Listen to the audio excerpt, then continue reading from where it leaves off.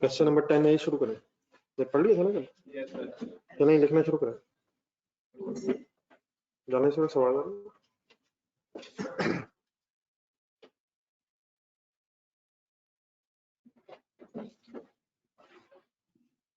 चलें स्टार्ट लीजिएगा please, page number 171 form group.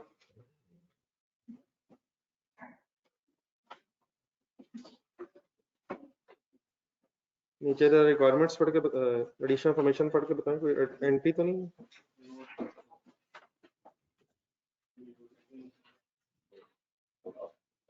नहीं पढ़ के पता चलना चाहिए ना कि कोई एंट्री है या बस एडजस्टमेंट्स ही हैं, ऐसे कोई एंट्री तो नहीं लिखी। बनाना क्या है?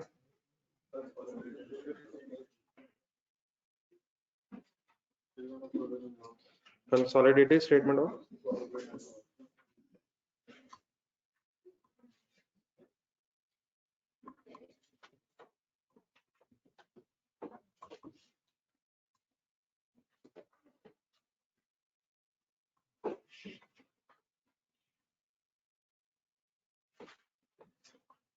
First December 13 fees in thousands में रखा।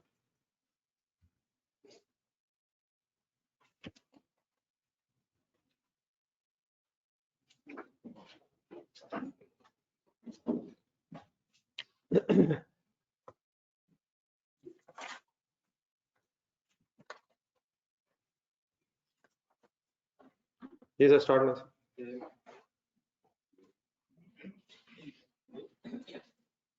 304,900 304,900 plus 195,300। हाँ जी, सबसे पहले तो पॉइंट नंबर 1 फाइनल रखें ध्यान में। एक्विजिशन डेट क्या है सर? सब्सिडरी की जो इनकम स्टेटमेंट है पोस्ट एक्विजिशन पीरियड में कन्वर्ट करें। 8/12 या 4/12? आगे बढ़े, कोई और adjustment? Minus inter company sale पर मंथ दी हुई है 4 महीने कब से? एक्विजिशन से 8 मिलियन हो जाएगा, ठीक है। 4/12 क्यों हुआ? एक्विजिशन ड्यूरिंग द ईयर है तो ग्रुप बना है 31 अगस्त पर, और ग्रुप बनने के बाद जो आपस की ट्रांजेक्शन है वो कट जानी चाहिए। सही सॉल्व कीजिएगा आंसर।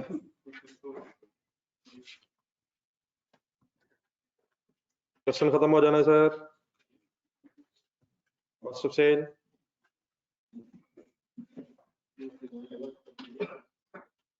फिगर्स बोलना सर। 144,200 plus 98,550 multiplied by -8,000। नीचे पड़े और कोई एडजस्टमेंट कॉस्ट ऑफ सेल में? स्टॉक भी तो बचा हुआ है यार, सेल परचेज नहीं कैंसिल होना ही है, लेकिन स्टॉक ना बचने की वजह से क्या नहीं हो रहा? अनरियलाइज्ड प्रॉफिट की एडजस्टमेंट नहीं। सॉल्व कर दो। 169,050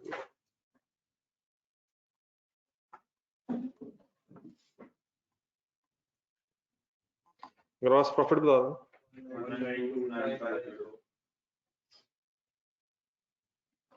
192,9.2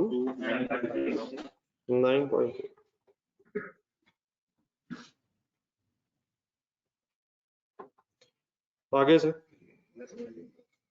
नहीं, अब देख लो इस तरतीब में ऑपरेटिंग एक्सपेंसेस अरेंजमेंट कर सकते हैं अगर आप करना चाहें। ऑपरेटिंग एक्सपेंसेस करें 76,450,52,100 मल्टीप्लाइड बाय 4/12। 93817 817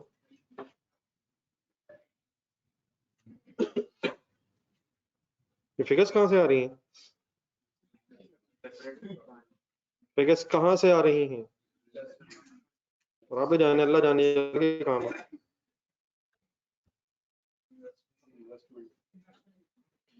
इन्वेस्टमेंट इनकम गौर से देखिएगा जी, और सही कट जाएगी पहले डिविडेंड नीचे जाए जरा, पेरेंट का जो डिविडेंड है वो कट जाएगा। रिटेन्ड अर्निंग में जब पेरेंट का डिविडेंड है 50,000, हाँ वो कट जाएगा किससे? गुडविल से।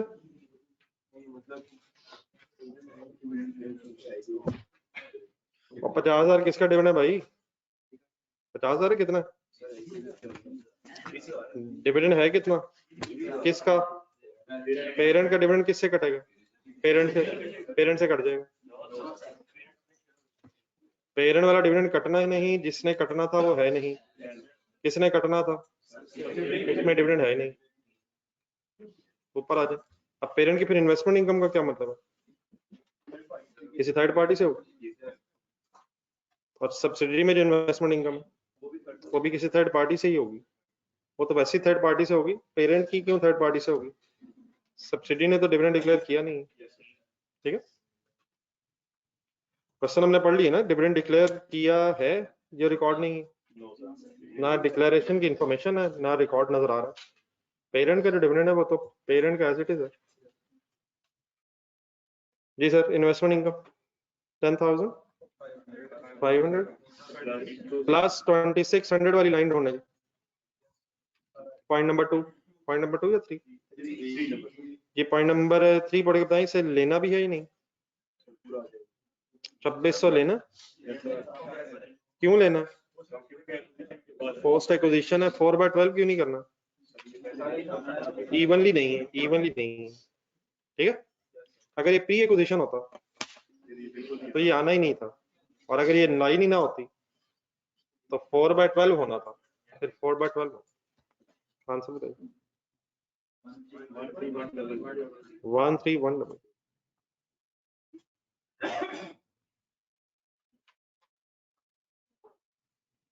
देन सर यहाँ एक पॉइंट नंबर 2 में जाएगा। हाँ जी, नई चीज में रखा, इसमें ऐड हो सकता था लेकिन लेदर लिखना था। एक गेन और बार्गेन परचेज है sir, gain on bargain purchase.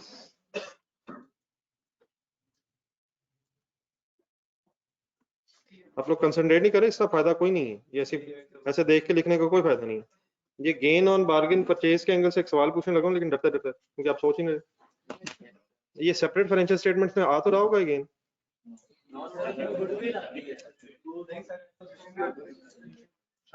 काश आप ये बात गुडविल आती है। और सर जी ना गुडविल सेपरेट फाइनेंशियल स्टेटमेंट्स में अभी तक देखी है आपने, और ना ही गेन देखा है। ये गेन हो या गुडविल हो, ये नजर कब आता है? जब कंसोलिडेशन स्टार्ट होती है, एनालिसिस ऑफ इक्विटी में या गुडविल आती है या गेन आता है। गुडविल हो तो statement of financial position consolidated में आती है, और अगर गेन है और प्रॉफिट लॉस स्टेटमेंट बना रहे हो तो कंसोलिडेटेड में आती है। ये गेन या गुडविल अराइज ही कब होना है? जब आपने कंसोलिडेशन एडजस्टमेंट करनी है। इसका सेपरेट फाइनेंशियल स्टेटमेंट से कोई ताल्लुक नहीं है। ना करिए, एक तो इतनी लेट आया, कुछ किस तरह की बातें कर रहे हैं। ये 3.8 मिलियन है, कितना लिखूं इसे? थाउजेंड्स में हो रहा है। सॉरी, इन्वेस्टमेंट इनकम भी पॉजिटिव आएगी 3800, और इन्वेस्टमेंट इनकम पॉजिटिव, डेफिनेटली इसमें प्लस हो सकती है। टोटल अदर इनकम है ये। चलो आगे, प्रॉफिट बिफोर टैक्स आ जाएगा। जो ऑनलाइन स्टूडेंट्स आते हैं प्लीज।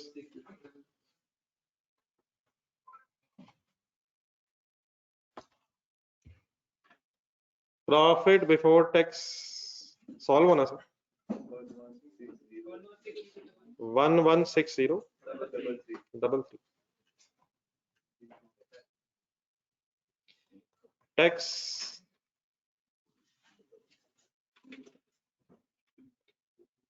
42,900 plus 16,400 500 into 4/12 एक कल क्वेश्चन आया था कहीं से, पता नहीं अब कल किसी ऑनलाइन स्टूडेंट का सवाल था, यहाँ रुक के जरा आप भी फाइनल कर लेना। ये हम बल्कि इसमें तो शायद एडजस्टमेंट को खास नहीं आ रही, जरा क्वेश्चन नंबर 10 होना, क्वेश्चन नंबर 10 का आंसर जरा देखें।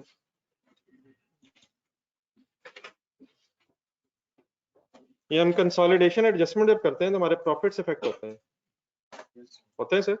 मसलन इसमें 3 मिलियन की एंट्री हुई है, 3000 की, एंड में देखें क्या एंट्री हुई, कॉस्ट ऑफ सेल अगर डेबिट होगी तो ऑब्वियसली फिर प्रॉफिट कम होगा।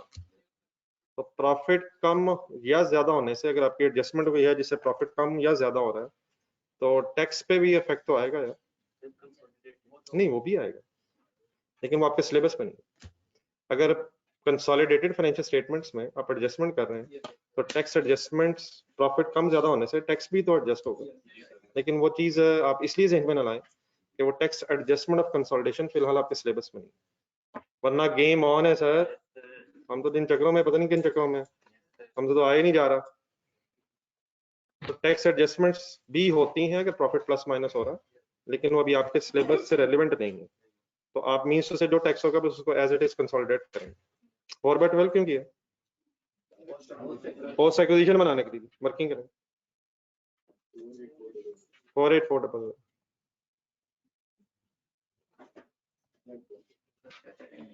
Profit after tax, net profit. देखिए ये जो प्रॉफिट्स बहरहाल है ये आप फाइनली सॉल्व कर रहे हैं फिगर्स की बेस पे, ये आप पेरेंट सब्सिडी के सेपरेट से प्लस माइनस नहीं कर रहे। हमारी एडजस्टमेंट्स हो जाने की वजह से फिर ये फिगर्स डिफरेंट हो जाएंगे। 673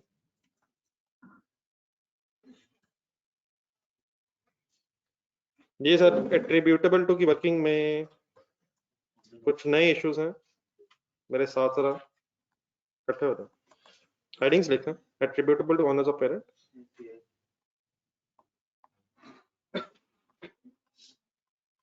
एंड एनसीआई।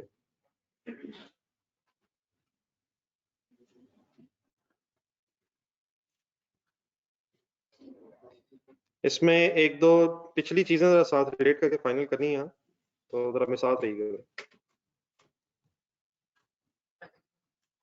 116033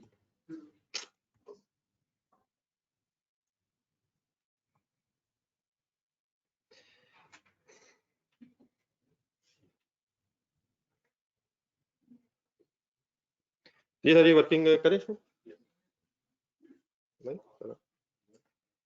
एनसी की वर्किंग स्टार्ट कहाँ से होनी है? अब इस तरह देख के ना लिखिएगा, कंडी पहले फिगर सारी ढूंढे, सारी फिगर्स ढूंढे, सारी फिगर्स। सब्सिडी का प्रॉफिट बताएं।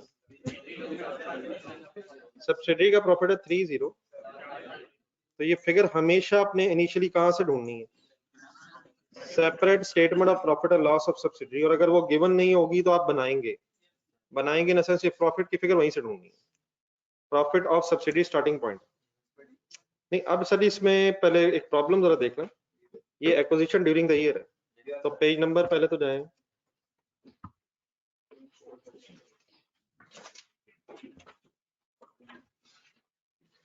Page number 163।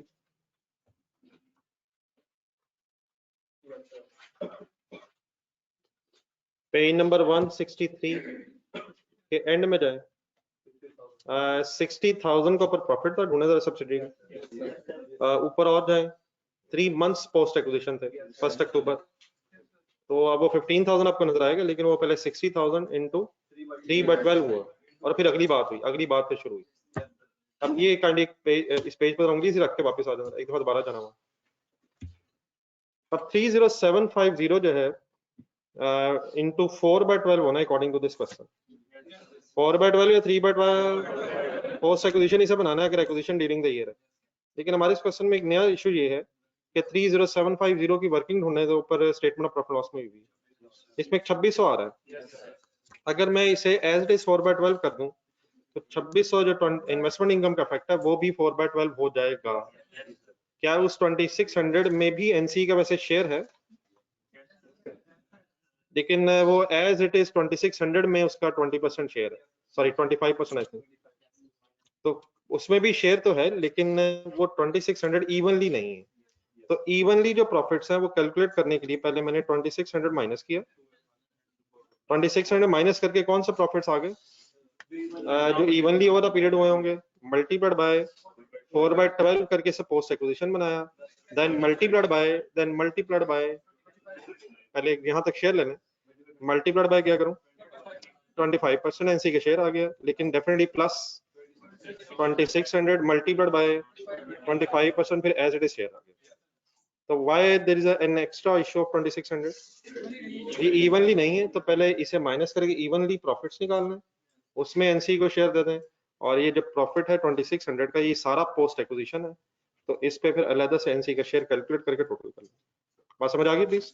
ये 4/12 3/12 ये कब जहन में आने चाहिए, कर लें कंप्लीट कर, बाकी वही इश्यूज है, बैलेंसिंग फिगर निकालना।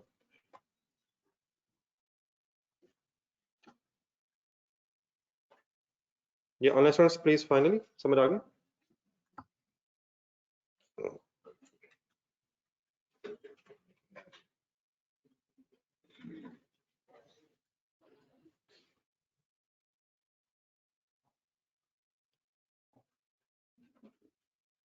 सर सॉल्व कीजिएगा सर।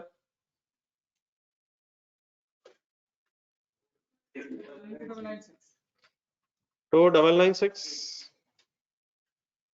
और बैलेंसिंग फिगर 64637 and 67633।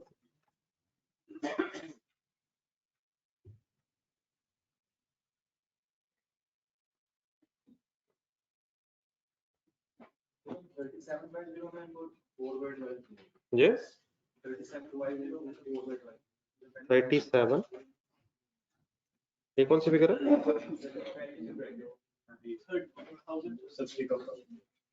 जी 30750 क्या करें?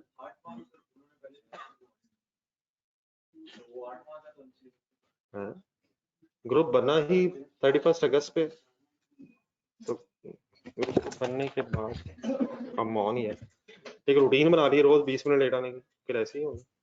ओहो ना करो यार, यकीनन मैं भी लेट आता हूँ, लेकिन मेरा ख्याल है एक्सेप्शन है, लेकिन आपके नॉर्म बना हुआ। कल आप मेरे से पहले हैं, आपको पता, फटाफट मेरे से आगे आए।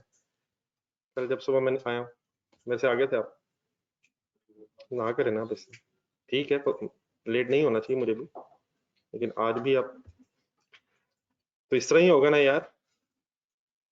नहीं सॉल्व तो किया हुआ है, लेकिन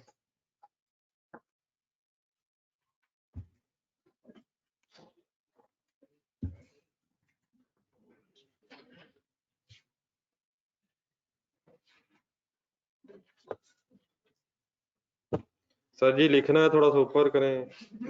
सर जी 2600 दोबारा बता दें। सर 2600 माइनस रिपीट कर दें। ये 3 डिफरेंट हजरात हैं सर।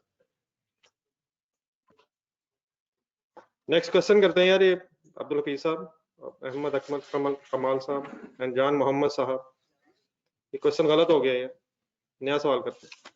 क्वेश्चन नंबर 12 ढूंढेगा ये।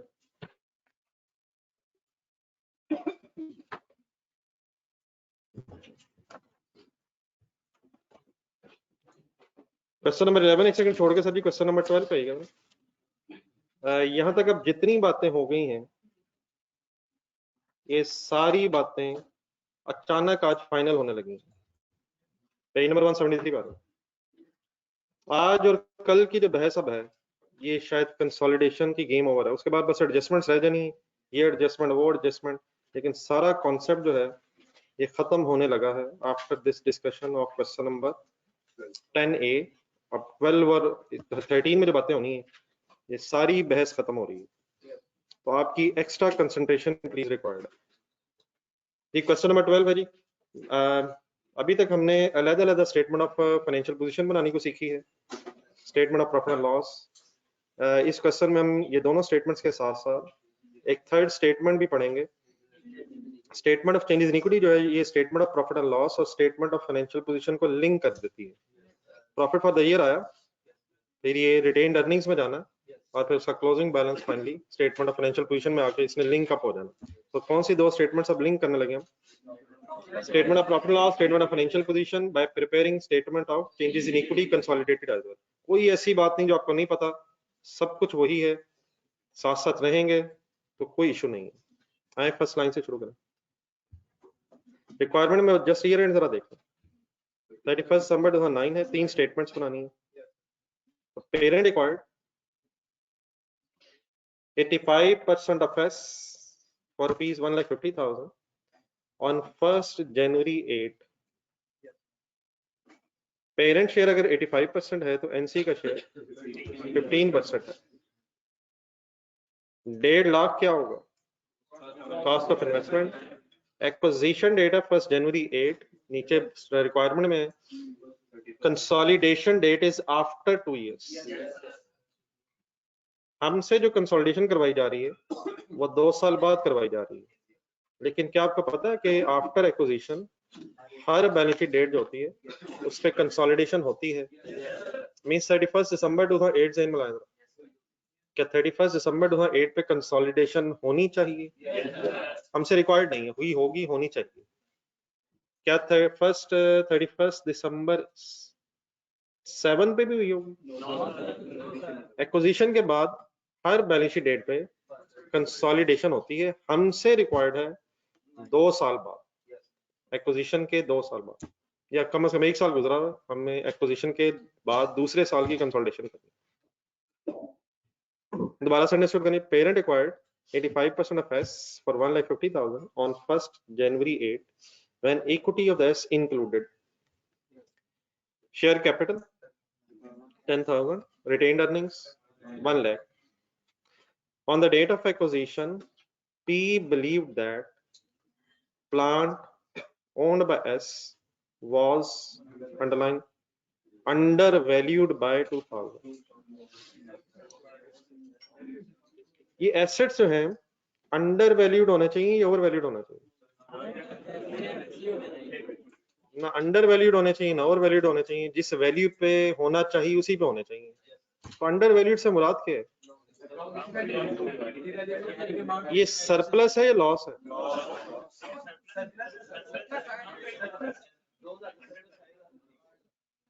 This revaluation adjustment has not been incorporated by the S plant owned by S, दोबारा उसी लाइन पर आ रहे हैं, was undervalued by। क्या ये अंडर वैल्यूड है और इसे और कम करना है? इसे वापस लाना है सर, इसे बढ़ाना है, अपनी वैल्यू पे आई। अगर ये ओवर वैल्यूड होता तो ना ओवर वैल्यू होना चाहिए ना अंडर वैल्यू होना चाहिए, अपनी वैल्यू पे होना चाहिए। ओवर वैल्यू होता तो हम इसे कम करते, अकॉर्डिंगली इसकी वैल्यू पे लाते। अंडर वैल्यूड है तो बढ़ा के इसकी वैल्यू पे लाएंगे। तो ओवर वैल्यूड मींस क्या है? ज्यादा वैल्यू पे आ रहा है, एडजस्ट करेंगे फेयर वैल्यू पे लाके। इस वक्त मतलब ये जो वर्ड्स लिखे हुए हैं, ये कैरिंग अमाउंट ज्यादा है कम है? Under valued. तो अंडर होना चाहिए ओवर होना चाहिए? तो सरप्लस है लॉस है? फाइनल देख लेंगे दोबारा, मतलब सेंटेंस पढ़े। लॉस लग रहा है यार, अंडर वैल्यू।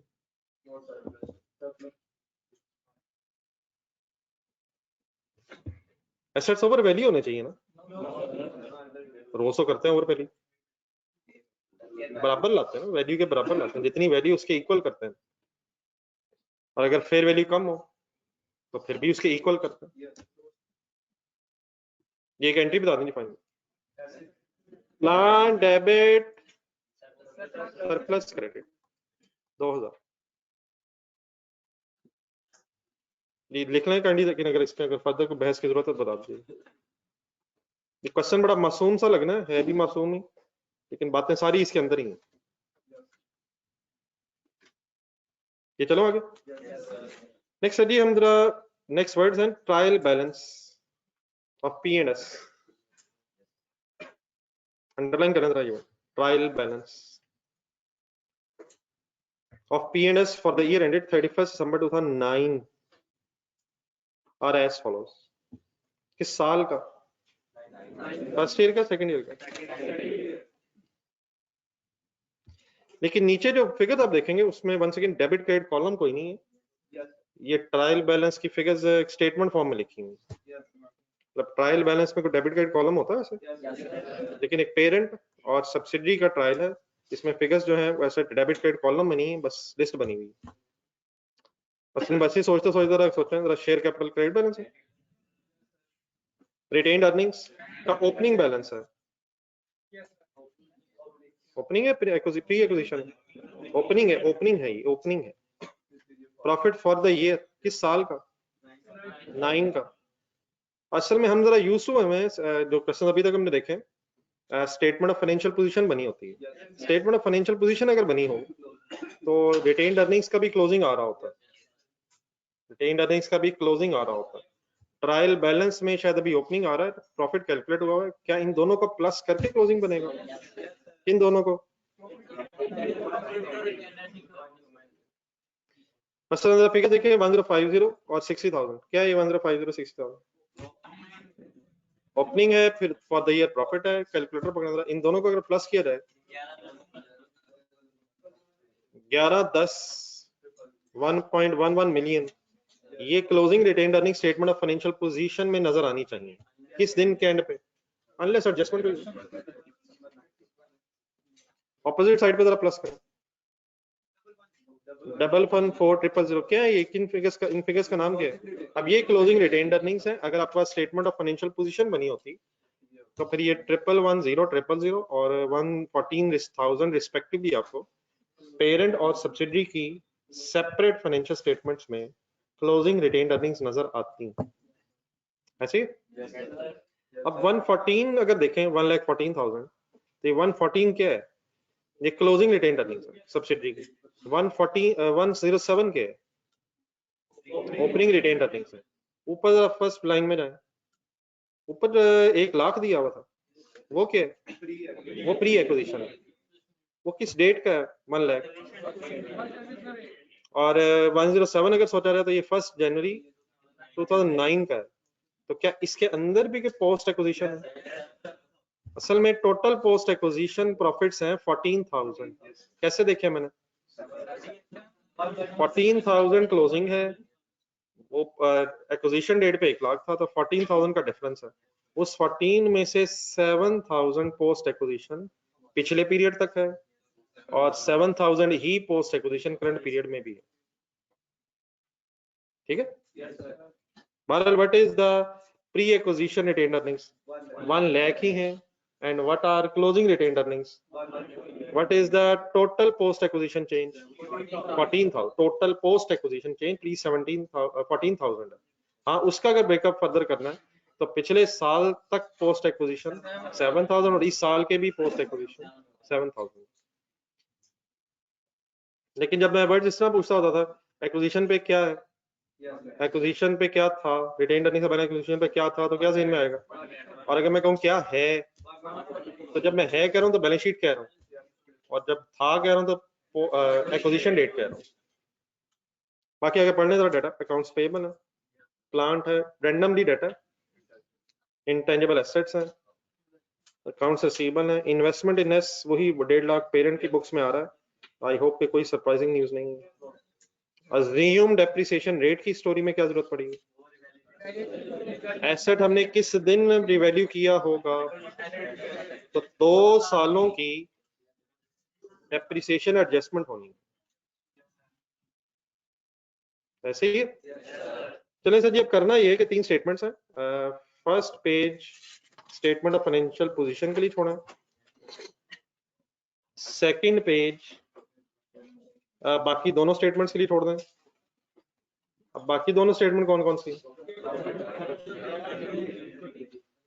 और थर्ड पेज के स्टार्ट पे वर्किंग होनी है एनालिसिस ऑफ इक्विटी की, उसके लिए जगह छोड़ें, और डबल एंट्री सबसे पहले लिखें जो हमने अभी इस डेटा से देखी हैं। 2 एंट्रीज हुई हैं सर, आप तकरीबन अपने थर्ड पेज के मिड से नीचे हैं। Plan debit revaluation surplus credit by 2,000 at acquisition.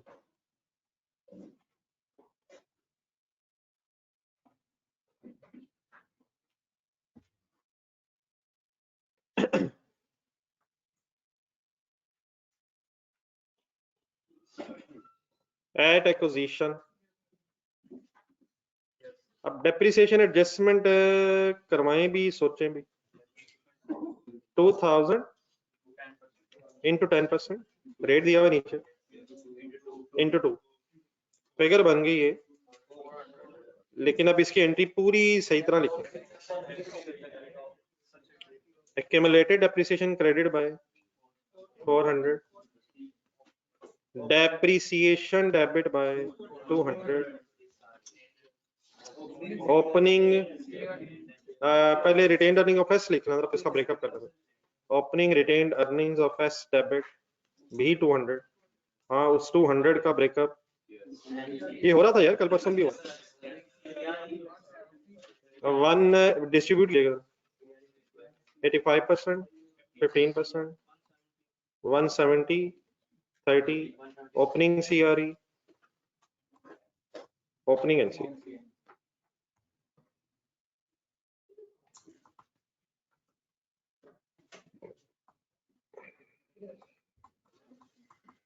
और डेफिनेटली ये तो 200 डेबिट हो रहा है डेप्रिसिएशन में, क्या इससे भी NC for the year effect होगी? Why the NC will be affected? Subsidy का एसेट है जो रिवैल्यू हो रहा है, तो देयरफॉर सब्सिडीज प्रॉफिट्स अफेक्ट होंगे, NC will be affected.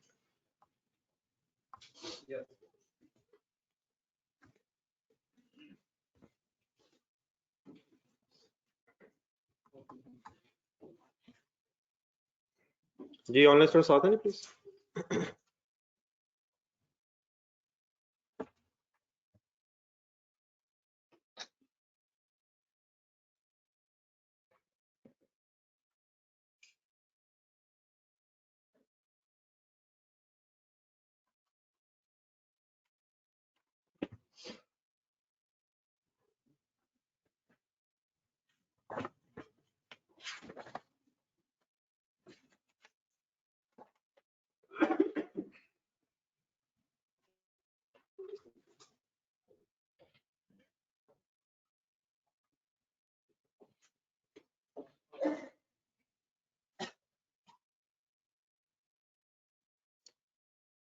Then sir अब ठीक है जी, एडजस्टमेंट इसके अलावा कोई नहीं है, एंट्रीज बस ये दो ही थी।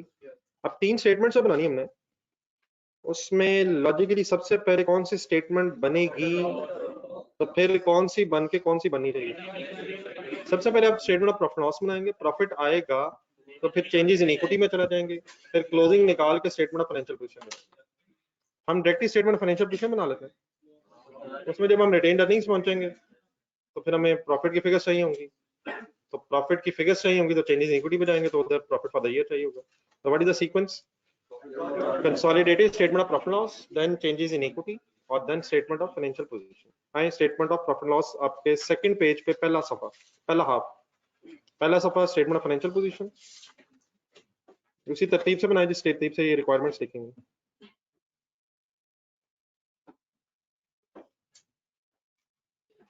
जी parent group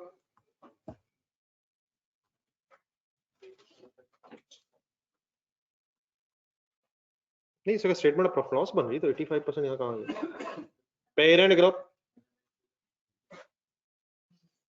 consolidated statement of profit loss,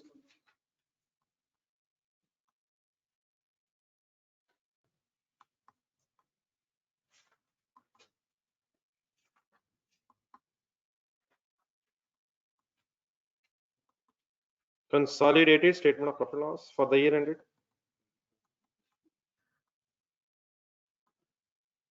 31st December 2009, 09 लिखा 2009 में।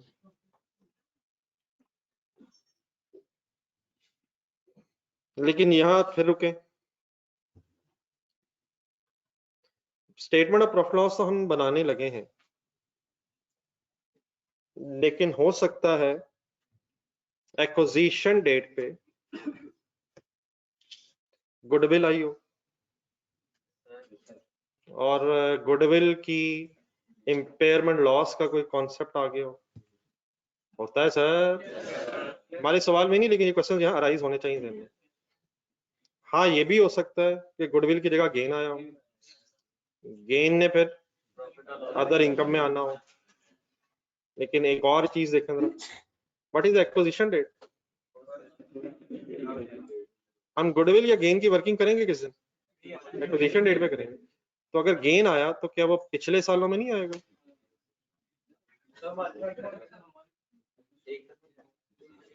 एक्विजिशन डेट पे वर्किंग करेंगे तो क्या 1 जनवरी 8 पे गुडविल या गेन नहीं आएगा?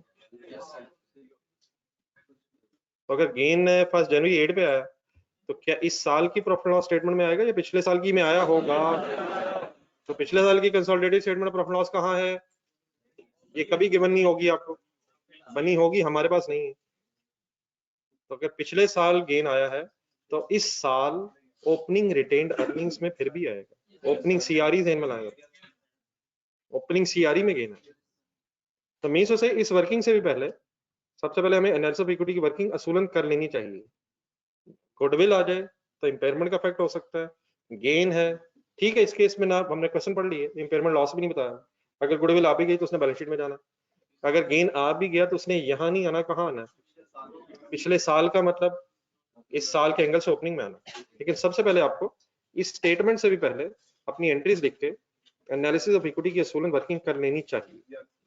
तो मैं साथ साथ आप लोगों को बताऊंगा कि कौन सा काम क्यों जरूरी है, तो आप लोगों ने भी नेक्स्ट क्वेश्चन में भी और इस क्वेश्चन में भी याद रखना है। डन है प्लीज? क्यों चला गया हूँ किधर?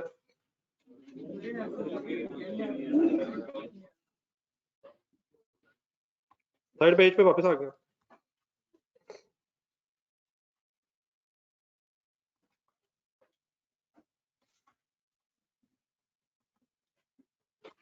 Analysis of equity FS.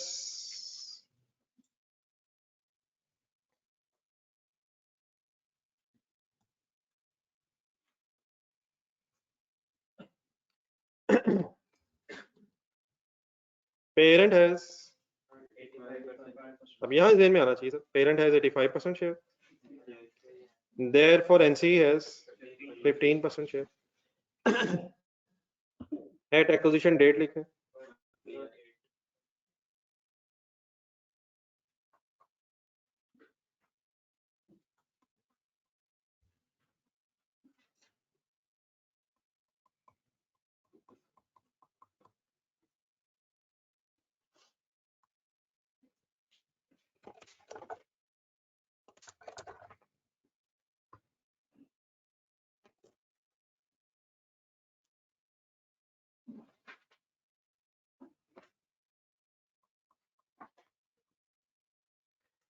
Ji sir ये एट एक्विजिशन डेट आ गई, एट एक्विजिशन डेट इज 1 जनवरी 2008। जी एक मिनट,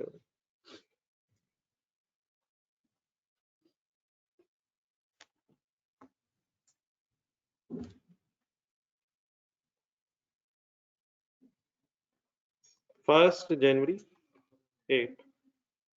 जी क्वेश्चन शुरू। शेयर कैपिटल क्या था? 10,000। रिटेन्ड अर्निंग्स क्या थी?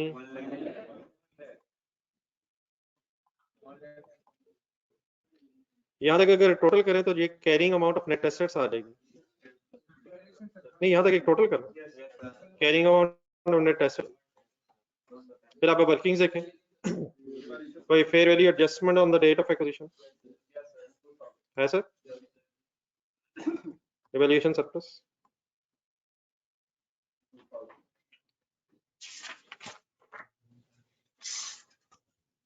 कितना sir? 2000। Total fair value of net assets 1,12,000।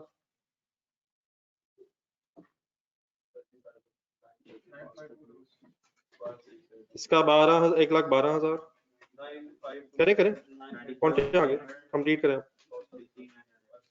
1,12,000 85% बना 95,200 और 16,800। Cost of investment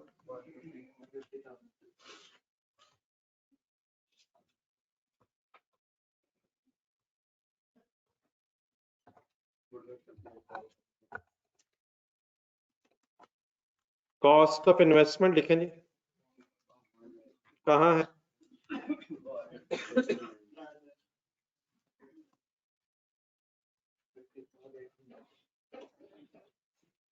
cost of investment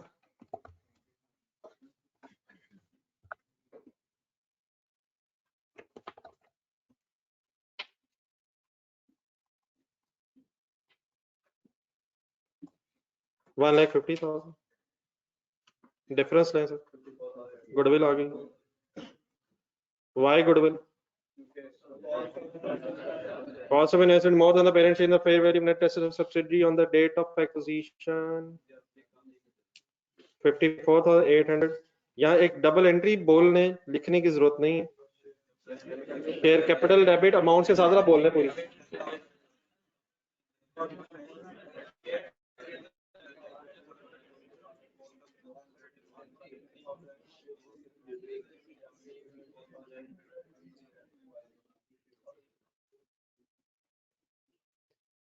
ठीक है सर, आपकी इस एंट्री का मैंने इस वक्त खास तौर पे बात इसलिए की कि सरप्लस आपके जहन से निकल जाना चाहिए। Share capital, surplus, retained earning सब गायब है, एनसी अपीयर हो गई है, गुडविल आ गई है, कॉस्ट ऑफ इन्वेस्टमेंट खत्म हो गई। ठीक है जी, आगे चलें। इसके आगे भी वर्किंग होती है जी। नेक्स्ट हेडिंग लिखे sir, since acquisition change in equity affairs since acquisition till the balance sheet.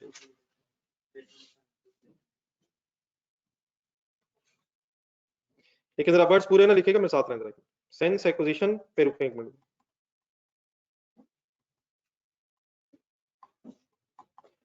Since acquisition पे रुक रहे, किन वर्ड से हम यूज टू हो गए हैं? Since acquisition till the consolidation date, सबको पता है? एक सेकंड लिखने के बजाय पहले क्वेश्चन देखें। सिंस एक्विजिशन का मतलब है 1 जनवरी 8 की बात हो रही है, और टिल कंसोलिडेशन का मतलब है कि 31 दिसंबर 9 तक की बात हो रही है। अकॉर्डिंग टू क्वेश्चन इसमें 2 साल बनते हैं। Since acquisition till the consolidation date में 2 साल बनते हैं। कौन से 2 साल बनते हैं? 8 और 9 बनते हैं। अब सर इस सवाल में हम स्टेटमेंट ऑफ प्रॉफिट लॉस भी बना रहे हैं। किस साल की स्टेटमेंट ऑफ प्रॉफिट लॉस आप बना रहे हैं? Consolidated statement of profit loss अगर आप बनाएंगे तो जब प्रॉफिट आफ्टर टैक्स आ जाएगा तो वो एट्रीब्यूट हो जाता है पेरेंट और एनसी। तो फॉर द ईयर का जो प्रॉफिट का हिस्सा है, अगर आप प्रॉफिट लॉस स्टेटमेंट बना रहे हैं तो वो तो प्रॉफिट लॉस स्टेटमेंट के एंड में पेरेंट और एनसी में डिस्ट्रीब्यूट हो जाना है। जिन क्वेश्चंस में आप सिर्फ स्टेटमेंट ऑफ फाइनेंशियल पोजीशन बना रहे हो,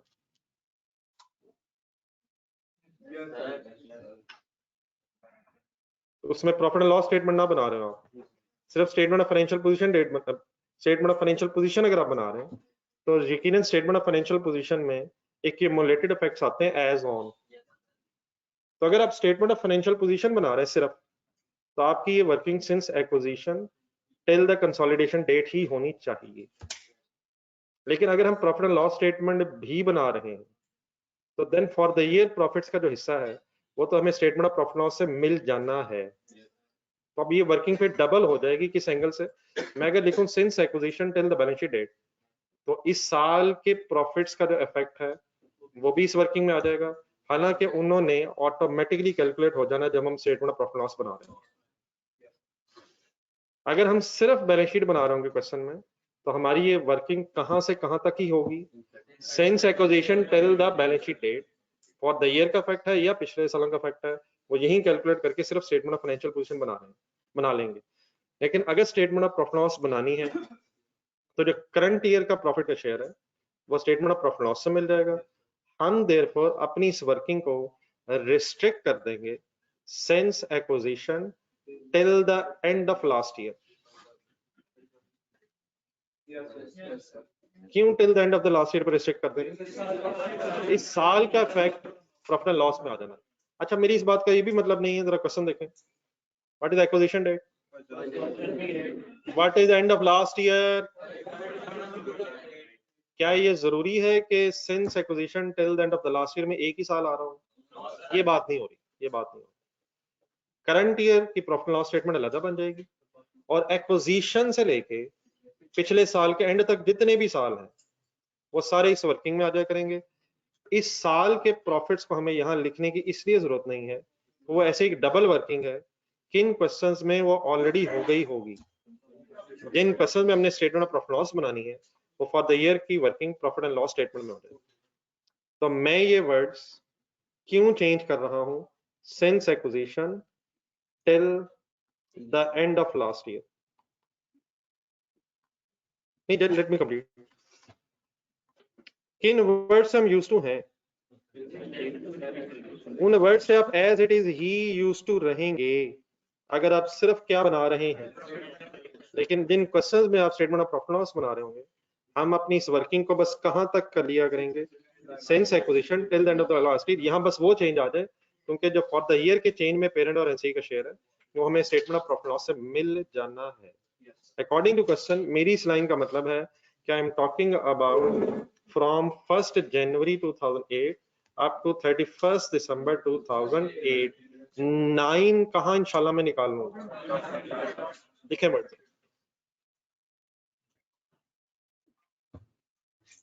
Since acquisition till the end of last year, up to the beginning of the year भी कह सकता हूँ इसे। Since acquisition up to the beginning of the year, end of last year means beginning of the current year, closing opening। नहीं, ये relevant नहीं है, ये सिंस एक्विजिशन है till the end of the last year है। अगर पिछले 50 साल पहले कंसोलिडेशन हुई थी तो 49 साल यहाँ आएंगे, सिर्फ एक मासूम साल करंट ईयर में, वो भी beginning of the current year ही होगा। पिछले 49 सालों का effect up to the beginning of the current year. Closing of the last year becomes opening of the current year.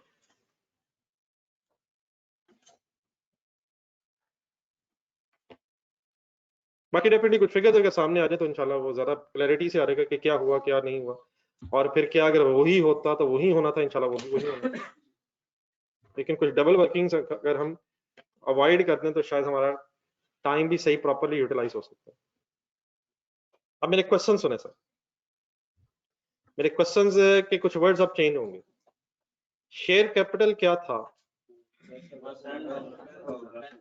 क्या समझ आई आपको इस बात से? आपने एक्विजिशन डेट पे सोचा है।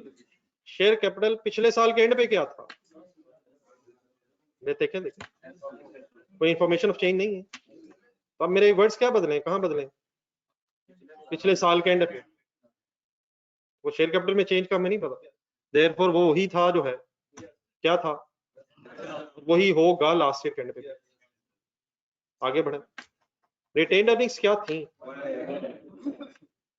और रिटेन्ड अर्निंग्स लास्ट ईयर के एंड पे क्या हो गई, 107 है। 107 कितना चेंज आया है, ये कब से कब तक चेंज आया यार, लिखें 107 minus 1 lakh, 7,000 is a change from acquisition date till the end of last year। इसमें पेरेंट शेयर 5950, इसमें NC share 105।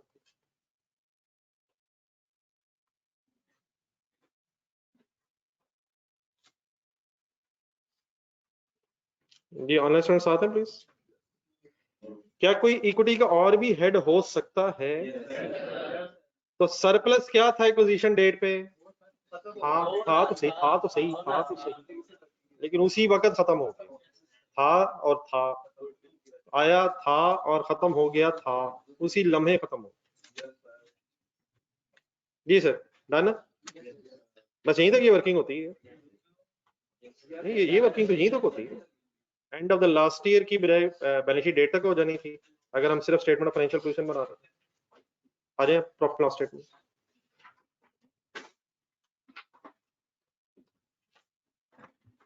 Profit and loss statement कहां से स्टार्ट होती है? सेल से। बिल्कुल सही, ये जवाब हुआ, सही जवाब ये है, सेल ढूंढे। सेल के बाद क्या होती है, वो सारी फिगर्स जो शायद होनी चाहिए थी, सेल, कॉस्ट ऑफ सेल वगैरह, उसने प्रॉफिट कैलकुलेट करके आपके सामने रख दिया। प्रॉफिट को जरा देखें, जरा एक अकाउंटेंट बन गए। 60,000 का प्रॉफिट, 70,000 का प्रॉफिट, क्या इसके अंदर सेल है, कॉस्ट ऑफ सेल है? अगर वो होती है हम यकीन पूरी स्टेटमेंट बनाते, लेकिन वो पूरी स्टेटमेंट अब बना नहीं हम पाएंगे। देयरफॉर हम वहां से शुरू कर लेंगे जहां से शुरू की जा सकती है, और कहां से इंशाल्लाह अल्हम्दुलिल्लाह शुरू की जा सकती है, प्रॉफिट से ही शुरू की जा सकती है। ठहरे ठहरे ठहरे, आराम आराम से। सवालात मेरे रखें, जवाबात आपके। हाँ, अगर उनमें कुछ सवाल रह जाए तो फिर इंशाल्लाह जरूर। जी, पेरेंट का प्रॉफिट क्या है? 60,000। सब्सिडरी का प्रॉफिट 7,000। वर्किंग्स में जाए, कोई एडजस्टमेंट है?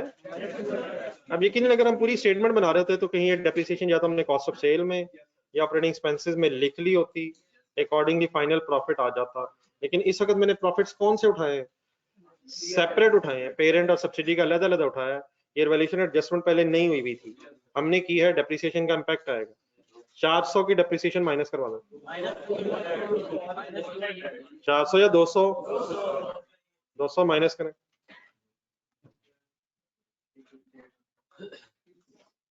66,800।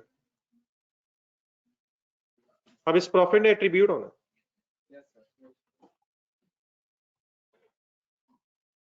मतलब हमें सिर्फ स्टेट में प्रॉफिट गिवन है रादर देन कि हमें पूरी फिगर्स अवेलेबल होती हैं। प्रॉफिट आ गया, एज इट कंसोलिडेटेड प्रॉफिट 66,800, ये कंसोलिडेटेड प्रॉफिट है। और अब attributable to owners of parent and NC की गेम शुरू होनी।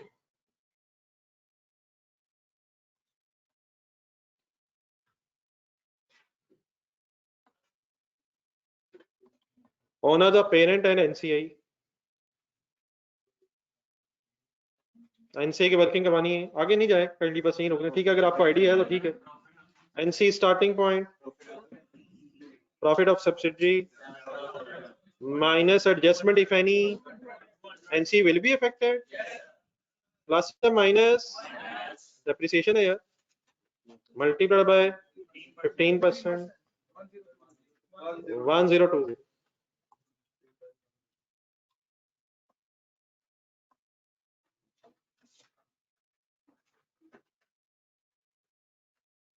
Balancing figure 65780।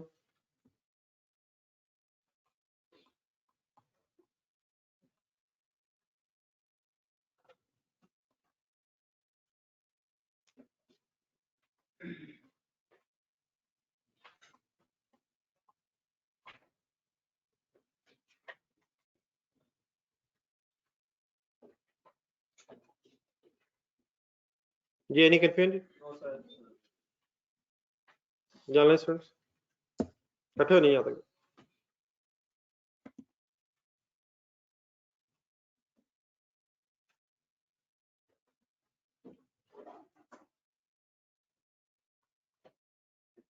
Any confusion please?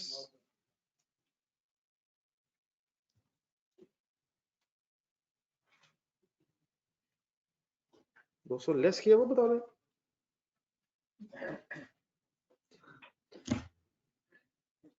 एक डेप्रिसिएशन एडजस्टमेंट हुई है जिसमें एनसी का शेयर है, एक एसेट रिवैल्यू है, तो डेप्रिसिएशन जब चार्ज करेंगे आप तो सब्सिडी के प्रॉफिट्स कम होंगे, जिससे फिर एनसी पे भी इफेक्ट आएगा। ठीक है मैं सर, जब हम statement of profit and loss बना लेंगे तो अब हम स्टेटमेंट ऑफ फाइनेंशियल पोजीशन बनाने से पहले चेंजेस इन इक्विटी इसलिए बना लेंगे ताकि एक ही दफा पहले क्लोजिंग बैलेंसेस आ जाएं और उन क्लोजिंग बैलेंसेस के बेस पे हम स्टेटमेंट ऑफ फाइनेंशियल पोजीशन बना लें। देखिए it becomes time wasting. Statement of financial position अभी तक हम कैसे कंसोलिडेट करते रहे हैं, अपने सामने जरा क्वेश्चन नंबर 7 का आंसर जरा ढूंढना।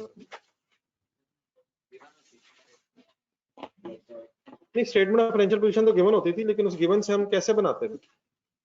हम कुछ प्लस माइनस करते थे या प्लस माइनस करते थे या क्या प्लस माइनस करते थे, जरा देख के बताएं। प्रॉफिट के हिस्से एडजस्टमेंट सिर्फ एनी, ऐसे क्यों करते थे? क्योंकि हमने प्रॉफिट लॉस स्टेटमेंट नहीं बनाई होती थी, हमने प्रॉफिट लॉस में अकॉर्डिंगली एडजस्टमेंट नहीं की होती थी, इसलिए हम सीधी एडजस्टमेंट सीआरई और एनसी में करके वहीं वर्किंग कर लेते थे। लेकिन अब ये टाइम वेस्टिंग है कि अगर बोर्ड पे देखा जरा, क्या इस साल की डेप्रिसिएशन की अब एडजस्टमेंट होगी भी? पेरेंट और एनसी में उसका हिस्सा आ गया हुआ है, प्रॉफिट डिस्ट्रीब्यूट हो गया हुआ है। तो अब हम दोबारा ये करने के बाद अगर उसी तरह करेंगे तो शायद दोबारा टाइम वेस्टिंग हो जाएगा। अब चेंजेस इन इक्विटी जो है ये थोड़ी सी चैलेंजिंग तो जरूर है, लेकिन अगर आपने आज और कल थोड़ी सी हिम्मत की तो ये बहुत आसान सा काम है जिससे आपका टाइम काफी बच सकता है। चैलेंजिंग इसलिए है कि हमने जरा कंसोलिडेशन के एंगल से सोचना है, तो अगर लेकिन इस चैलेंज से हम निकल आए आसानी से तो बाद में हमारा काफी टाइम बच जाएगा। अगर हमने क्वेश्चन में प्रॉफिट एंड लॉस स्टेटमेंट भी बनानी है और स्टेटमेंट ऑफ फाइनेंशियल पोजीशन भी बनानी है तो काफी टाइम सेविंग हो जाता है अगर आप इसी को आपस में लिंक करके स्टेटमेंट ऑफ चेंजेस निकली बनाना सीख लें। ठीक है, तो लेट्स ट्राई। कौन से पेज पे आप इस वक्त हैं? सेकंड पेज का हाफ मेरा ख्याल खाली होगा, तो एक हेडिंग लिखें, parent group consolidated statement of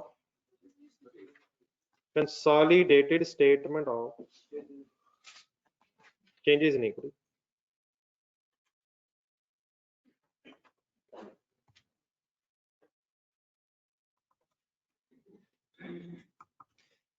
For the year ended 31st December 2009.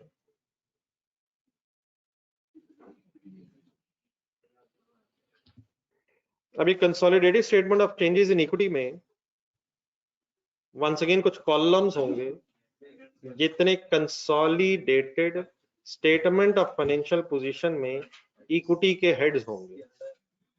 आप इस तरह करें, पहले सेपरेट फाइनेंशियल स्टेटमेंट्स में जो चेंजेस इन इक्विटी बनती है उसके जरा 5-4 कॉलम 6-7 कॉलम बता दो।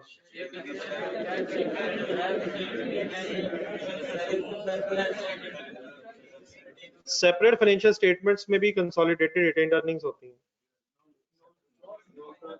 एन से ही होती है, सेपरेट में इसका कोई काम नहीं है। लेकिन क्या consolidated statement of financial position की इक्विटी में शेयर कैपिटल होता है, शेयर प्रीमियम होता है, लेकिन आपको पता है ये शेयर कैपिटल और शेयर प्रीमियम सिर्फ पेरेंट का होता है। कंसोलिडेटेड की बात होगी, consolidated statement of financial position में शेयर कैपिटल शेयर प्रीमियम सिर्फ पेरेंट हाई का क्यों बच जाता है, बाकी कट जो ना भी कटे वो एनसी के अंदर चला जाता है। शेयर कैपिटल और शेयर प्रीमियम सिर्फ पेरेंट ही का होता है। फिर सीआरई का कोई हेड होता है, कंसोलिडेटेड रिटेन्ड अर्निंग्स, एनसी का कोई हेड होता है, कंसोलिडेटेड कैपिटल रिजर्व भी आपने देखे हैं, क्वेश्चन नंबर 7 अभी देखा होगा। तो यहाँ से इस तरह कहते हैं 4-5 main heads of consolidated statement of changes in equity जरा बोल लेते हैं। Share capital, share premium, consolidated retained earnings, non controlling interest NC, consolidated capital reserve और यकीनन कंसोलिडेटेड रिवैल्यूएशन सरप्लस वगैरह भी हमारा इंतजार कर रहे हैं। और अगर एक से ज्यादा कॉलम आ गया तो फिर एक टोटल का कॉलम भी बनेगा। जरा रिपीट कर दें, उतनी देर हम बोल ही सिर्फ सकते हैं।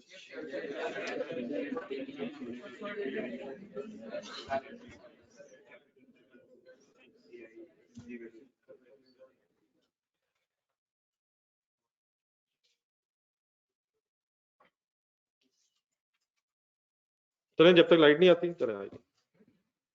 मैं चाह रहा था जरा रिलैक्स करूं। जी सर, अकॉर्डिंग टू सवाल आप इस तरह ना बनाए काइंडली, अपने अकॉर्डिंग टू सवाल जरा डिसाइड करते हैं। शेयर कैपिटल का कॉलम होगा,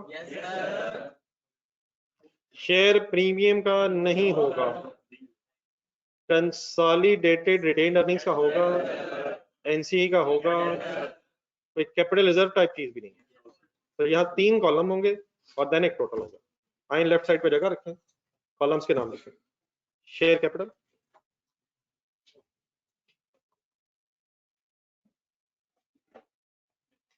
consolidated retained earnings,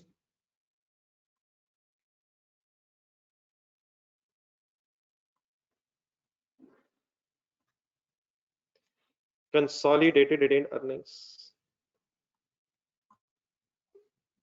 non-controlling interest, total.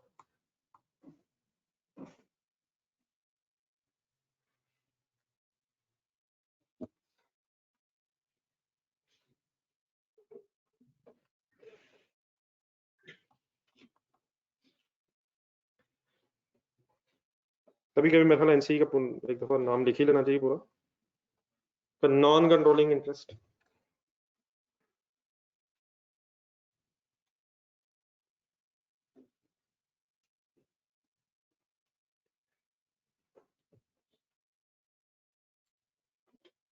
ये ठीक है बेटा, 3 कॉलम, हमेशा 3। Consolidated statement of financial position में जितने इक्विटी के हेड्स होंगे उतने कॉलम होंगे। जी सर, किस डेट पे, किस ईयर एंड पे आप ये consolidated statement of chain equity बनाने लगे? इसका स्टार्टिंग पॉइंट क्या होता है? Opening balance. क्या चेंजेस इन इक्विटी में कंपैरेटिव भी होता है? कंपैरेटिव ईयर भी होता है, लेकिन हमें इन क्वेश्चंस में कंपैरेटिव में नहीं जाना, सिर्फ करंट ईयर के एंगल से बनाएंगे, उतना ही सफिशिएंट होती है। तो what will be the starting point? जरा डेट अगर बोल रहे, बैलेंस एज ऑन 1 जनवरी 2009। ये एक्विजिशन डेट से लेकर बैलेंस शीट डेट तक बनती है, ये कोई साइंस नहीं है। ये changes in equity for the year means opening से क्लोजिंग तक बनेगी। ओपनिंग मींस 1 जनवरी 9, क्लोजिंग मींस 31 दिसंबर 2009। ओपनिंग से क्लोजिंग बनाना। जी सर, आ गया पहला बस ना सर, इस तरह नहीं, पहले रिलैक्स। सबसे पहले जो आपने ये डेट लिखी है 1 जनवरी 2009, इस पर जरा 1 मिनट गौर किया जाए। क्या we are trying to find out the closing balances of 31 December 2008 in separate financial statements या in consolidated statement of financial position? ठीक है, consolidated statement of financial position of last year जहन बनाना, कंसोलिडेटेड बन रही sir.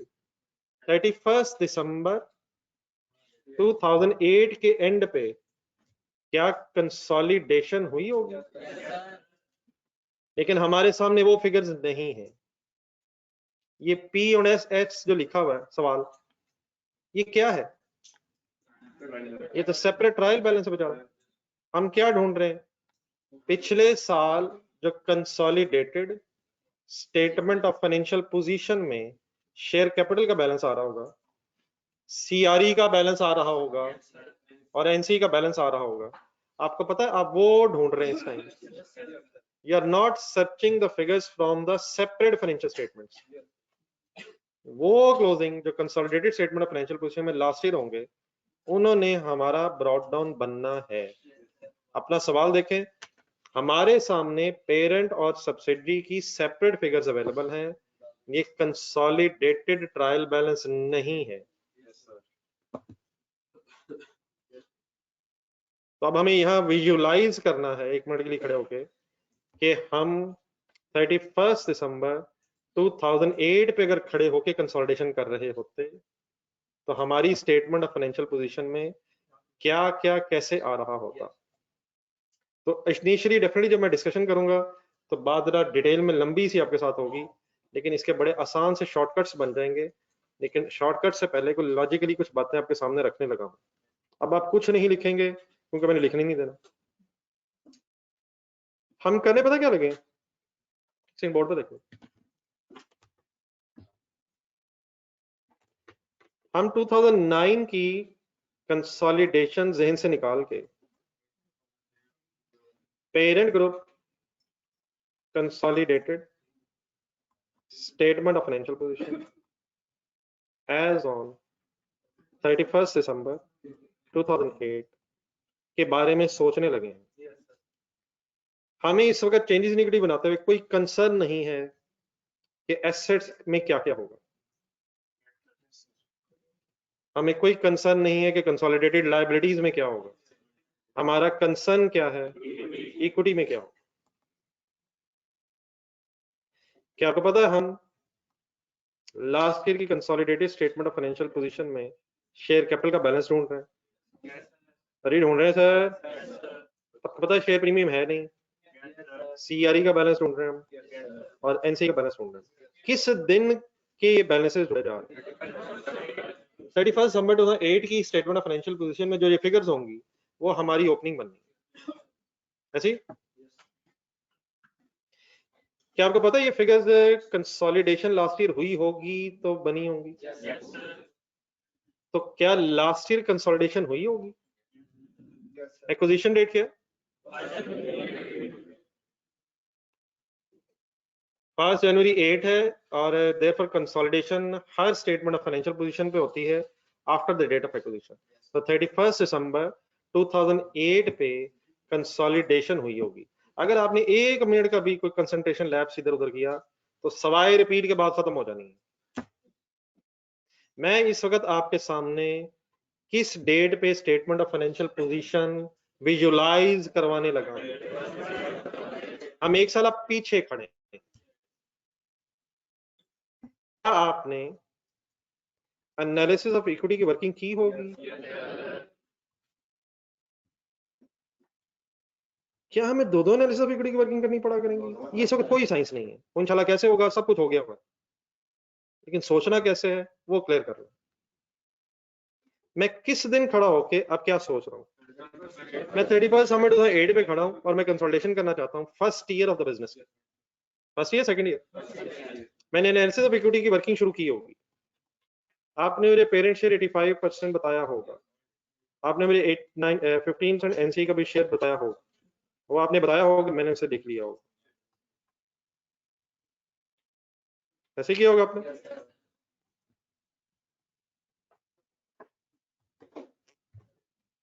%85 parent share and 15% NCA share आपने जब मुझे बता दिया होगा तो मैंने कॉलम बना के एट एक्विजिशन डेट पे वर्किंग स्टार्ट कर दी होगी।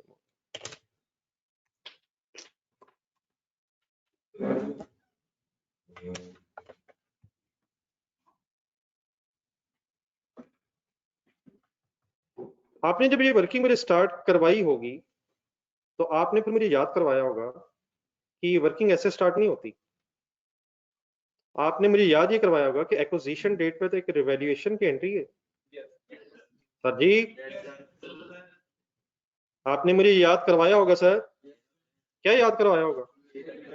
लास्ट ईयर अगर हम कंसोलिडेशन कर रहे होंगे तो क्या एक्विजिशन डेट पे प्लान डेबिट सरप्लस क्रेडिट आपने करवाया होगा? कितने से? डाटा डाटा सामने रखना, सवाल सामने है, सवाल कोई नहीं हमने बदलना, सवाल वही है। कितने से आपने वर्किंग करवाई होगी? और आपने मुझे ये फोर्स किया होगा कि एंट्री कंपल्सरी है किस डेट पे, और मुझे लिखनी पड़ी होगी। फिर आपने मुझे साथ ये भी बताया होगा कि अगर ये एंट्री एक्विजिशन डेट पे हुई है तो एक्विजिशन से लेके बैलेंस शीट डेट तक डेप्रिसिएशन एडजस्टमेंट होनी है। कैसे वर्किंग करवाई होगी आपने? डिवाइड बाय 10 और इनटू 1 ईयर ही क्यों करवाया होगा? क्योंकि एक ही साल गुजरा होगा, 200 डेप्रिसिएशन बनी होगी। फिर उसके बाद आपने मुझे ये कहा होगा कि हम सिर्फ स्टेटमेंट ऑफ फाइनेंशियल पोजीशन बनाना चाहते हैं, हमारे से कोई profit loss of last year से कंसर्न नहीं है। तो देयरफॉर आपने मुझे कहा होगा कि ऐसी डेप्रिसिएशन लेके टाइम वेस्ट ना करें, आप उसकी जगह कैलकुलेटर उठाएं, उसकी जगह कैलकुलेटर उठाएं, CRE 170 से डेबिट करें, NC 30 से डेबिट करें, और एक्यूमुलेटेड डेप्रिसिएशन 200 से क्रेडिट करके बात खत्म करें। हमारा इस वक्त कंसर्न ये है कि हम statement of financial position visualize कर सकें। ठीक है सर, आपने ये करवाया होगा, फिर आपने होपफुली मुझे अलाउ कर दिया होगा कि एनालिसिस ऑफ इक्विटी की वर्किंग करना। किस डेट पे आपने कहा होगा? एट एक्विजिशन 1 जनवरी 8। क्या ये सब कुछ आपने करवाया होगा? अच्छा, ये अगर सब कुछ करवा दिया होगा तो इस साल फिर करवाना शुरू कर दिए, ये सवाल जहन में उठना चाहिए और साथ ही खत्म हो जाना चाहिए।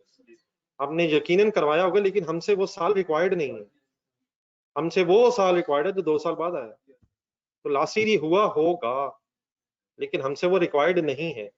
हम क्या कर रहे हैं, हम ये सोच रहे हैं कि हुआ होगा, और कैसे हुआ होगा शायद वैसे ही, कोई नई बात नहीं। शेयर कैपिटल आपने मुझे क्या लिखवाया होगा? शेयर कैपिटल आपने मुझे 10,000 लिखवाया होगा। रिटेन्ड अर्निंग्स आपने मुझे क्या लिखवाई होंगी? 1 लाख। देन मैंने इसका टोटल करके क्या वर्ड बोले होंगे? Carrying amount of net assets. आपने मुझे साथ ही क्या याद करवाया होगा? आपने मुझे साथ ही क्या याद करवा दिया होगा? सरप्लस आपने मुझे लिखवाया होगा, 112 आ गया होगा, कैलकुलेटर आपने पकड़ा होगा, 85% किया तो आंसर 95,200 आ गया होगा। 16,800 आ गया होगा। ये किस डेट पे आ गया होगा? जज्बाती नहीं होना, जज्बाती नहीं होना, ये एक्विजिशन डेट पे ही आया होगा। देन उसके बाद आपने मुझे कॉस्ट ऑफ इन्वेस्टमेंट ढूंढ के बताई होगी। कॉस्ट ऑफ इन्वेस्टमेंट है 1,50,000। बैलेंसिंग फिगर आप लोगों ने लिखवाई होगी 5,400। क्या ये गुडविल एक्विजिशन डेट पे आती है? देन उसके बाद आपने मुझे एक सेंस की वर्किंग करवाई होगी। सेंस की वर्किंग आपने मेरे कब से कब तक करवाई होगी? Since acquisition till the consolidation date ही आपने कहा होगा। मैंने मान लिया होगा क्योंकि हम सिर्फ last year statement of financial position बना रहे हैं। इसकी कोई मैंने बहस नहीं की होगी कि नहीं यार इसको रोक दो पिछले साल के एंड में, क्योंकि प्रॉफिट लॉस स्टेटमेंट बनानी है। प्रॉफिट एंड लॉस स्टेटमेंट अगर बनानी हो तो देन फिर वर्ड्स कहां तक रिस्ट्रिक्ट हो जाते हैं? Since acquisition till the end of the last year. हम सिर्फ पिछले साल की स्टेटमेंट ऑफ फाइनेंशियल पोजीशन की फिगर्स ढूंढ रहे हैं। तो देयरफॉर आपने क्या बोला होगा? बोले बोले बोले बोले since acquisition till the consolidation date. और वो मैंने बात अल्हम्दुलिल्लाह मान ली होगी क्योंकि आपने सही कहा है।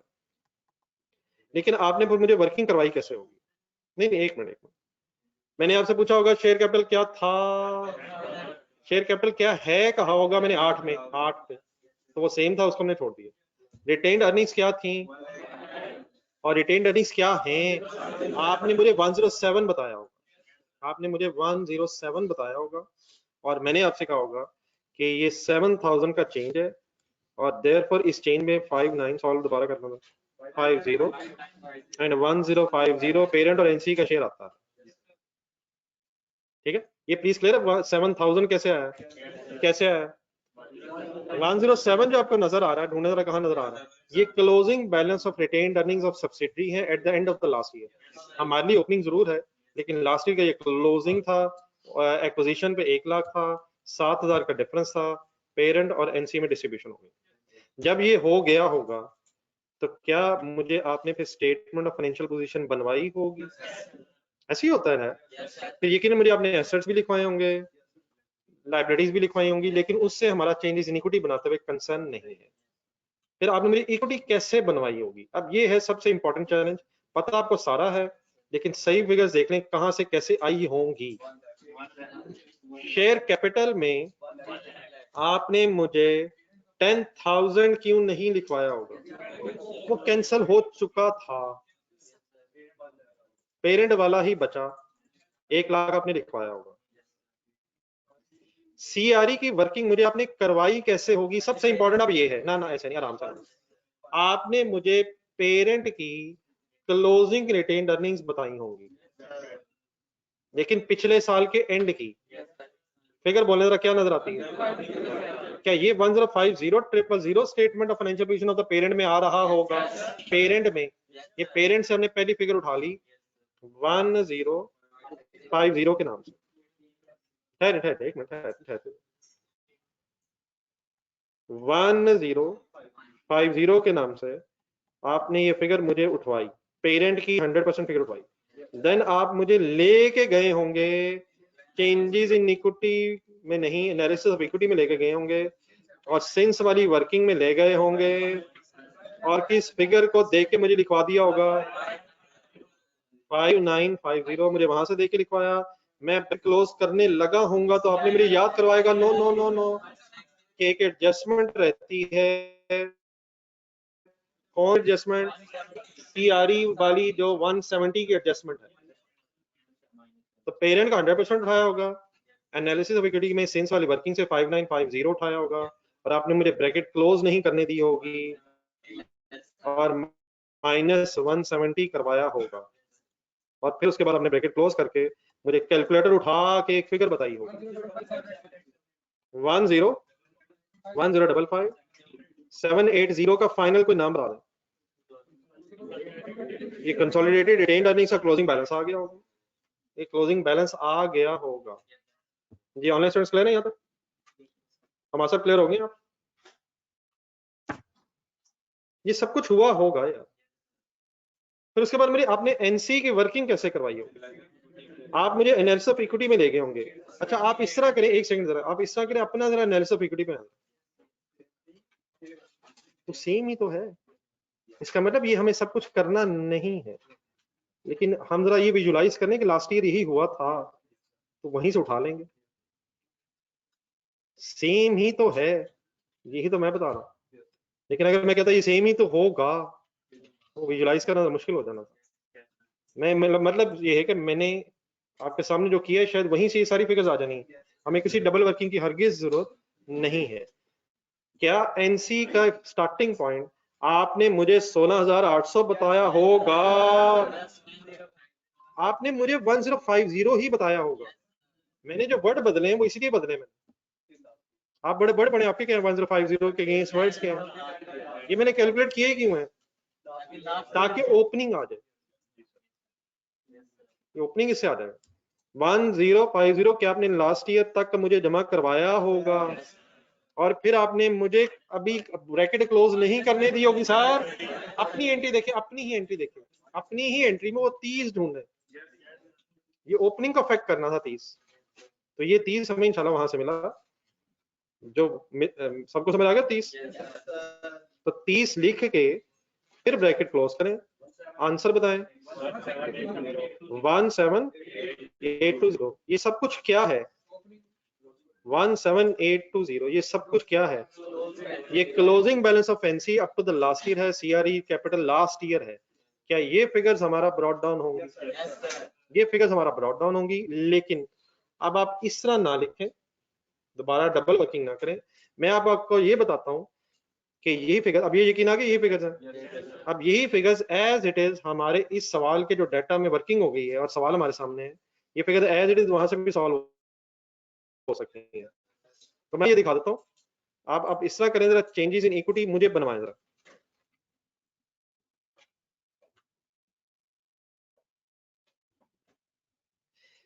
क्या आपको ये पता है कि शेयर कैपिटल पेरेंट का ही आना है? तो शेयर कैपिटल पेरेंट का ढूंढे कितना? अब ये 1 लाख इस वक्त यकीनन क्लोजिंग शेयर कैपिटल है, लेकिन शेयर इश्यूएंस की इंफॉर्मेशन ना होने की वजह से इस साइंस को तो खत्म कर।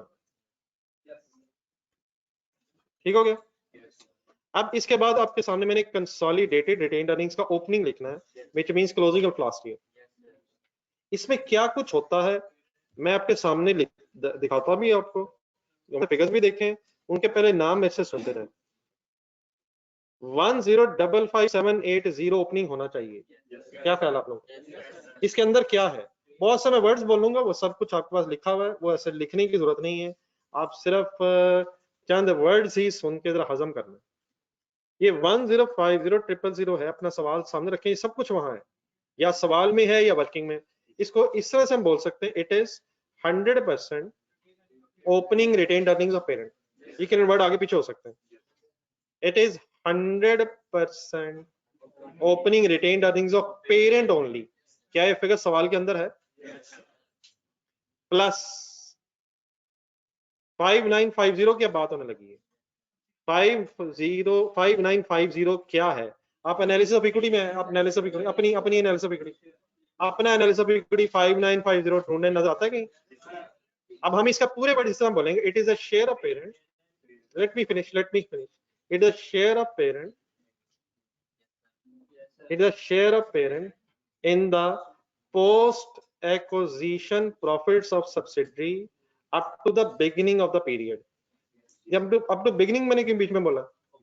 ओपनिंग की बात हो रही है। 5950 क्या आपके ख्याल में? It is a parent share, ऐसा बोलता हूँ, is it parent share in the post acquisition profits? देखें पोस्ट एक्विजिशन है, लेकिन up to beginning of the period है। It is a parent share in the post acquisition profits of subsidiary up to the beginning of the period। ये figure हमें कहां से मिल जाया करेगी?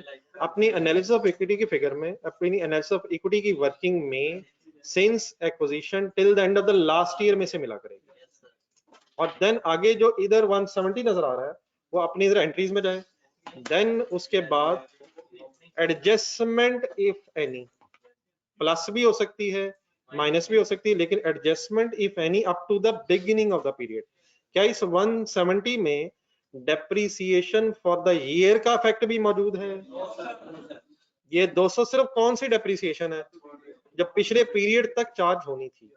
तो आए जरा आहिस्ता आहिस्ता दोबारा, what is 10500000 100% parent retained earning में क्या प्लस किया करेंगे, post acquisition profits of subsidy up to the beginning of the period में पेरेंट शेयर की प्लस कर लिया करेंगे, और पिछले पीरियड तक अगर कोई कंसोलिडेशन एडजस्टमेंट है तो उसको अकॉर्डिंगली प्लस माइनस करके ब्रैकेट क्लोज करके अपना ओपनिंग निकाल लिया करेंगे। या प्रश्न जी जी जी हैं कौन से भाईजान, कौन से 10500000 की डेट पड़े सर, ये क्लोजिंग है, लास्ट ईयर क्लोजिंग है, 20 year opening. It is 100% profits of the parent up to the beginning of the period. 100% of the parent plus what is 1050? ढूंढे ना यार, what is 105? Sorry, 1050. Sorry, 5950. 5950. नहीं sir, it is parent share in the post of acquisition profits of the subsidy up to the beginning of the year. ये भी up to the beginning of the year. मैं अब ये words यकीनन closing के angle से मैंने लिखे हैं, लेकिन मैं इस क्लोजिंग के एंगल से अब अपने साल में बोल रहा हूँ। लास्ट ईयर के अगर एंगल से कहूंगा तो मेरे वर्ड्स क्या होंगे, up to the end of the period, up to the end of the period, up to the end of the period. अब मेरे वर्ड्स क्या बदले में, बिगिनिंग बिगिनिंग बिगिनिंग क्यों कह रहा हूँ, हम ओपनिंग ढूंढ रहे हैं, ओपनिंग ढूंढ रहे हैं, वही क्लोजिंग हमारे लिए ओपनिंग बन रहा है। And what is this 170? Adjustment in profits up to beginning of the period. क्या एक ही होगी, एक से ज्यादा भी हो सकती है। आए बस जाते जाते, अब लिख तो कुछ नहीं सकते आप, एनसी पढ़ के जाते हैं। 16800 अपने पास ढूंढने, ये है equity of NC at acquisition in the previous period, in the current period, in the previous period. ये एनसी कब आती है, एनसी का फैक्ट कब आता है, एक्विजिशन डेट। एनसी की गेम शुरू किस दिन होती है, तो it is NC at acquisition plus 1050। आप ट्राई करें, ठीक है ठीक है ठीक है, good effort, good effort. Post it is a NCA share in the post acquisition profits of subsidiary up to the beginning of the period। 30 की try करें, 30 minus 30, adjustment in NCA up to the beginning of the period, up to the beginning of the period। तो अगर इन words को जहन में रखें जो हमने आज बोले हैं, तो हम इंशाल्लाह हर सवाल में ओपनिंग, सीआरई और एनसीई कैलकुलेट कर लिया करेंगे सिर्फ इन्हीं वर्ड्स की बेस पे, और इन्हीं वर्ड्स की बेस पे हमारे पास फिगर्स भी इंशाल्लाह आ रही हुआ करेंगी। अब आप ये इस तरह लिख नहीं सकते, तो इसको लिखने की बजाय इस तरह करें, इसको यहीं छोड़ दें, इंशाल्लाह कल बैच यहीं से स्टार्ट करते हैं। घर के लिए इंशाल्लाह कल से सवाल शुरू होंगे, तो आज कोई नया सवाल तो नहीं है। आप इस तरह करें, जरा ये जो इनकम स्टेटमेंट की कंसोलिडेशन है, इसको मेरे ख्याल 3-4 सवाल ये जो आखिर में आए इनको जरा सही तरह रिवाइज करने, ये ना हो के बाद में रिपीट करने पे गेम खत्म हो जाए। तो मेरी तरफ से नया काम कोई नहीं है, लेकिन आप डेफिनेटली आधा पौना घंटा जरूर रिवाइज करेंगे। ये ठीक है ऑनलाइन स्टूडेंट्स?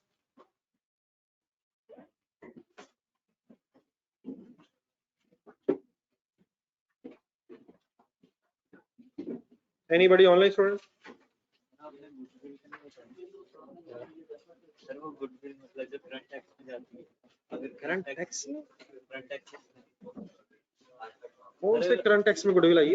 आपने ये बोला कि वो फिर कंसोलिडेटेड में भी होती है, मतलब कंसोलिडेटेड बैलेंस शीट में होती है। यस सर, तो वो टैक्स भी जी सर जी, वो गेम ऑन है सर।